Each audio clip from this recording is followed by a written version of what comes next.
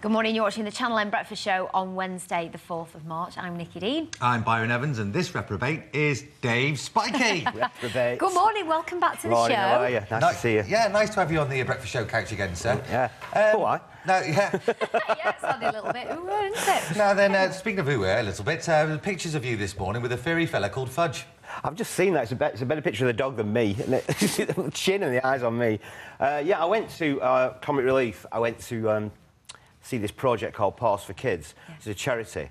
And, you know, I've been involved in animal welfare for years. And this was an aspect that I'd never really considered. It's funded by Comic Relief, and it's a local charity, so your money goes to local charities also, that's a message, I guess. In domestic violence, in cases of domestic violence, people tend to forget that as well as the mum and the kids, there are pets as well. And quite often these pets are used by these sad, inadequate bullies as a target, if you like, to threaten the kids and to threaten the people and say, I will hurt the dog, I will hurt the cat if you don't do this, if you don't stay with me.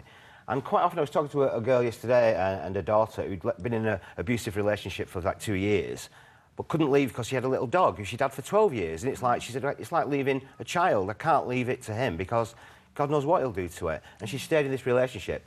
And she was unaware of this charity, and I was unaware of this charity. But it is a charity that will foster your pets, will take your pets as well. And so you've not got that worry of leaving them, abandoning them, really, if you like. And so they work in conjunction with hostels and refuges for the women and the children. And they arrange to have your pet fostered until such time as you can be reunited and make a new start, which I think is a wonderful thing. Yeah, absolutely, it is a wonderful thing. It's just a shame that charities like this have to exist in the first place, well, but... That's apparently, 1 in 4 people and it's not just women, of course, but 1 in 4 people in a domestic violent relationship, yeah.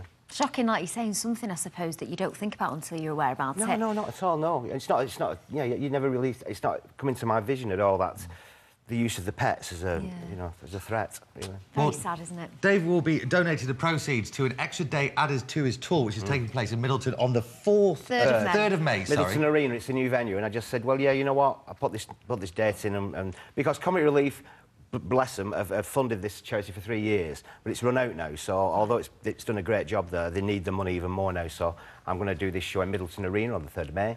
And he's a good lad, isn't he? He's doing his bit. And come and see it, bank holiday weekend. Well, Dave's going to stick around. We'll be talking about his new tour taking place. Well, we'll start with back in Manchester at the end of March. Is it Bolton?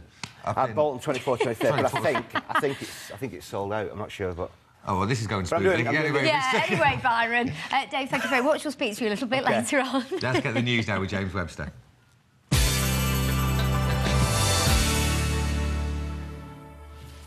Good morning. These are the top stories this Wednesday. 4 schools in Salford that have installed CCTV cameras to monitor the standard of teaching are being criticised by unions. Staff at Harropfold, Albion High, St George's and the Oasis Academy have their lessons checked in special training rooms. They wear earpieces so they can get feedback from mentors as the class goes on. Unions say it's too intrusive, but the head of Harropfold, Anthony Edkins, says it's already driving up standards and it's not a case of spying on staff.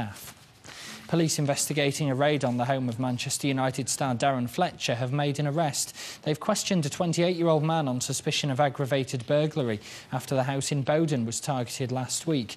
He was in Italy for the club's Champions League game at the time. 2 women were threatened while the couple's young twins were also at home. Announcements will be made at ITV later detailing how many staff are to lose their jobs. The company is expected to announce big losses, with cuts at Granada here in Manchester expected to be mainly among back office and non-production roles. It's predicted 500 staff could go nationwide, with the Yorkshire TV complex that produces Emmerdale and Countdown being worst hit. And we are expecting large numbers of redundancies, unfortunately, which again come hot on the heels of the redundancies of last year. We thought we were going through a restructuring last year. Now we're going through an even more severe, what seems to be a more severe cutback.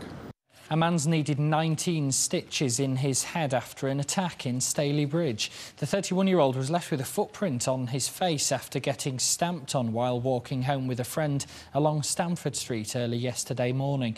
A group of people approached him and then 3 men from the group started to attack him, kicking him unconscious while he was on the floor. A pensioner's died after getting hit by a car in Stockport. The crash happened just after 7 o'clock last night opposite the Fir Tree pub on Gorton Road. The victim, believed to be 70, was taken to hospital with a serious head injury but later died. The Sri Lankan cricket team are back in Colombo following their safe return from Lahore, where they came under fire from gunmen. Several of them were injured when a heavily armed gang targeted their team bus on their way to the second test against Pakistan. 6 policemen and 2 civilians died in the attack. Nobody's yet claimed responsibility for it. A shop in Hyde is hoping to persuade as many women as possible to hand over some of their most personal items of clothing. It's to raise money for breast cancer charities. Figures show the disease is the most common cancer in the UK, killing 125 women every day. Here's Beverly Walkton. I don't know about you, but I've got plenty of these festering away in my drawers. Yes, bad bras with little lustre left and destined for the dustbin. But ladies, listen up. These bras could help raise cash for charity.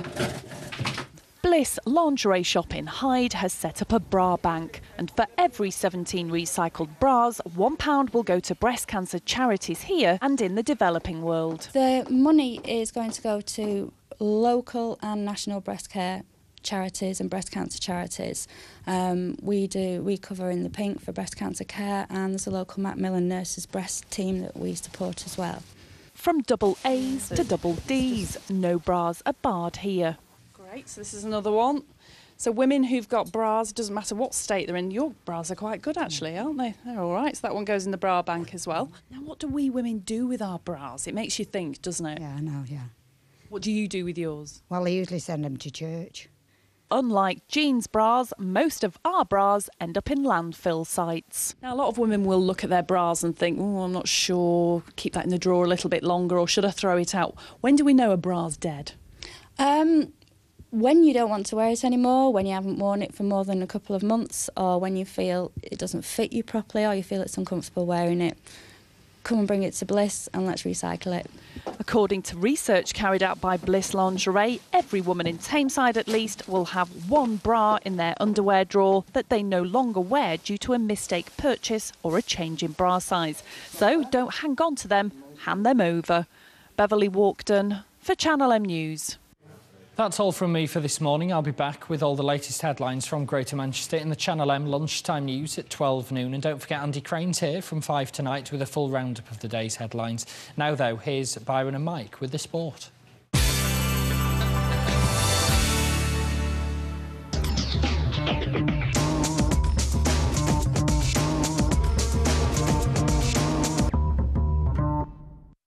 Time now for the final sporting roundup of the morning with Mike Bradley without his festering bra. And we'll start with news from the back pages. And if you were a football player coming to these Fair Isles, where would you rather play, the Reebok or the Emirates? We must be talking about Miguel Veloso from Sporting Lisbon. He was tracked by United 2 seasons ago. City have also been linked with him. Since then, his stock has sadly fallen over the past season and a half. He's announced he'll be leaving at the end of the season. Arsenal and Bolton are his preferred options. They do seem a bit odd. Maybe he's got friends or family up here. I'd imagine he'll probably end up at Bolton, because I don't think he's quite good enough to break into the squad there. Interesting saga from David Beckham, still not sealed his full-time move to Milan. He's willing to pay part of the transfer fee himself. When you consider that could be as much as £12 million, it just shows how much money he's got stashed under his bed. Smacks of desperation? I think so. I mean, they've been at loggerheads now for 3 weeks. They can't sort it out. So obviously, I argued about money. Let somebody wants 6, someone wants 12. Let's meet in the middle at 9. Beckham pays half, and there you go. Mike Bradley, financial consultant, moving along.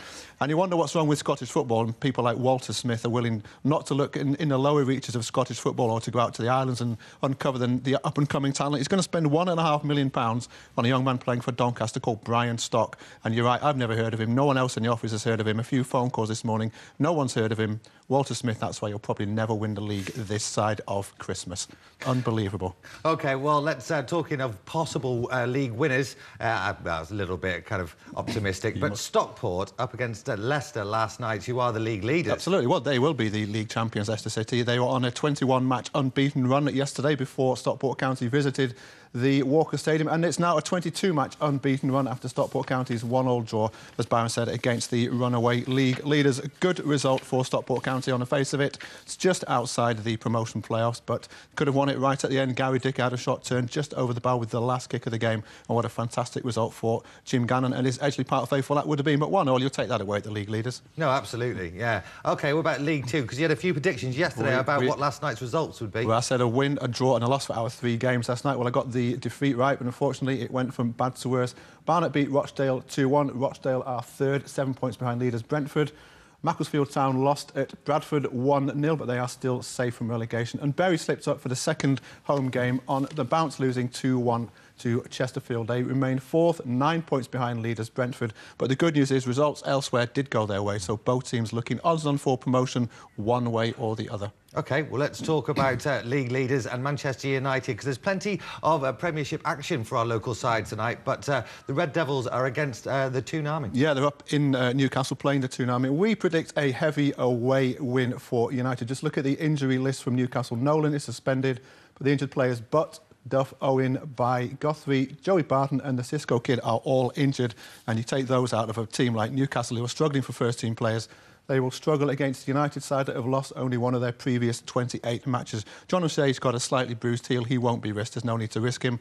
Bigger and better games coming up. Inter Milan at home, the next game, the game after that, Liverpool at home. So why risk him when you're looking at an easy 3 points? Well, yeah, possibly. Well, Sir Alex Ferguson is probably struggling to find space in his trophy cabinet at the moment, but he's relishing the opportunity of going up to Geordieland. It's one of his favourite cities, Newcastle. He told us yesterday it's a famous club, it's a famous city. They've got great supporters, and he was on top form in the press conference too. Well, I know, I mean, you could get into that for ages, and I mean, the one thing you have to say, it's a fantastic football club. I mean, the supporters, everyone's got that black and white strip on. It's a real football ground, it's a real football passion, and I always relate to that story, and it's probably the only city in the world that does it. But Archie Knox and I were walking through the town centre, and there's a news vendor giving out the story. Read all about it. Mickey Quinn ankle injury. The world's in turmoil, there's hurricanes, there's disasters, there's financial collapse, and they're talking about Mickey Quinn's ankle. But that sums up the city.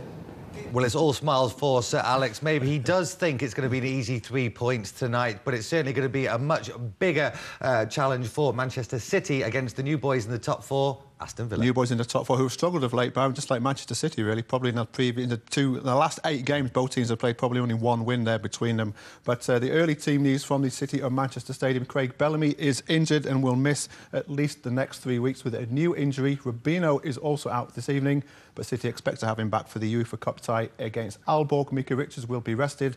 For Villa, the only problem is Emile Heskey, still struggling with his Achilles. City have won only 9 of 27 first-class games under Mark Hughes, and by this time last season, they were 12 points better off. So they're not doing particularly well, and I know I can confirm it won't be 0-0 because City have gone 34 games in the top flight without drawing 0-0. So we're going for 1-1.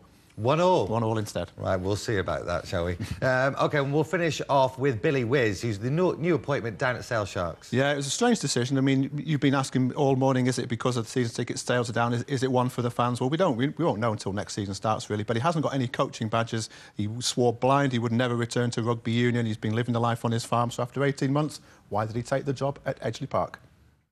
Although I've sat there at times and watched the games, I've never really wanted to come back in a playing capacity, although I've had quite a lot of offers to come out of retirement to go back playing.